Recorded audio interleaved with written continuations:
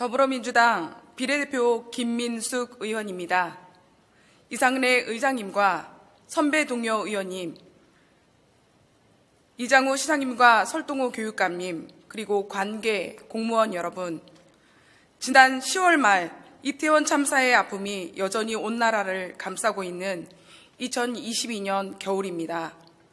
실효성 있는 안전교육의 필요성이 보다 강조되고 있는 시점입니다.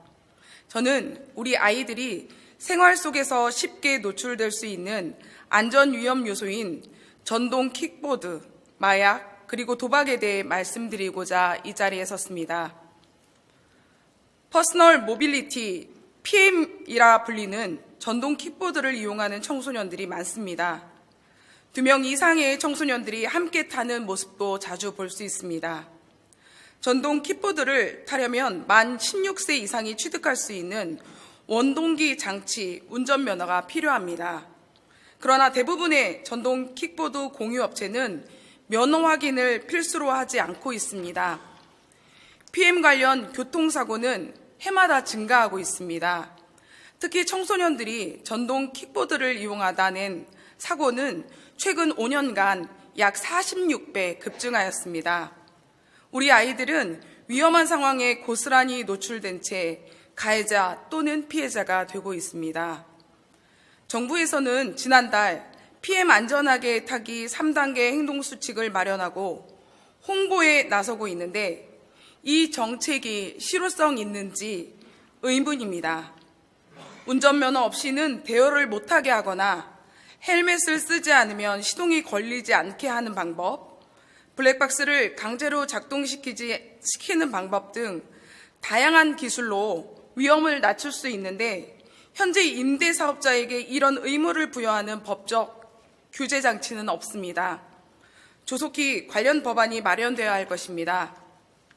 청소년 마약 실태도 심각합니다. 2, 3년 전부터 신종 마약이 유행하기 시작하면서 요즘은 10대, 20대를 중심으로 본격적으로 퍼지고 있습니다. 21년도에 부산, 경남에서는 고교생 등 10대 42명이 공원, 상가, 학교 등에서 마약을 투약하고 검거되었으며 대전에서도 마약성 진통제인 펜타닐을 허위로 처방받은 환자와 이를 알고도 약을 처방해준 의사가 검거되어 충격을 주었습니다. 마약으로 검거되는 청소년은 최근 3년간 3배 가까이 늘었습니다.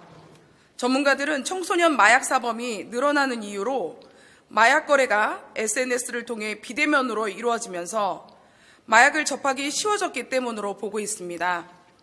마약 중독의 효과적인 해결책은 첫 번째도 두 번째도 예방입니다.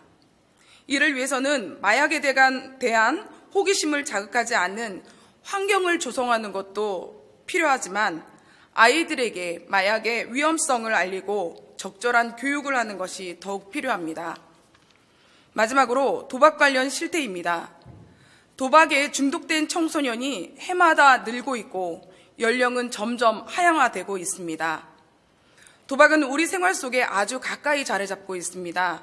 특히 온라인 도박 사이트의 경우 가입 절차가 간단하고 별도의 성인 인증 절차가 없는 것이 많고 아이들이 스마트폰을 통해 도박에 쉽게 접근할 수 있는 환경에 노출되고 있습니다. 저는 우리 대전시 교육청에서 어떤 안전 교육이 이루어지고 있는지 파악해 보았습니다. 전동 킥보드와 마약에 관한 교육은 학교안전교육 7대 표준안의 한 영역으로서 학교안전교육 실시 기준 등에 관한 고시에 따라 이루어지고 있습니다. 도박 예방 교육은 학교 교육과정과 연계하여 교육을 실시하고 있습니다. 그런데 대전 관내 64개 학교의 현황을 파악해 보니 수업 시간에 간단한 구두 안내나 프린트물을 이용하여 형식적으로 교육이 이루어지는 경우가 많았습니다. 학생들은 학교 폭력에 대해서는 교육을 많이 받았지만 전동 킥보드, 마약, 도박에 관해서는 교육받은 기억이 없다고 말합니다. 교육감님, 시대 흐름에 맞춰 실효성 있게 학생 안전교육을 강화해야 합니다. 교육감님께서는 고시에 따라 형식적으로 시간만 채우는 교육이 아니라 우리 학생들의 실질적인 안전을 지킬 수 있도록 안전교육 강화 정책을 적극 추진해 주실 것을 당부드리며 이만 5분 발언 마치도록 하겠습니다. 경청해 주셔서 감사합니다.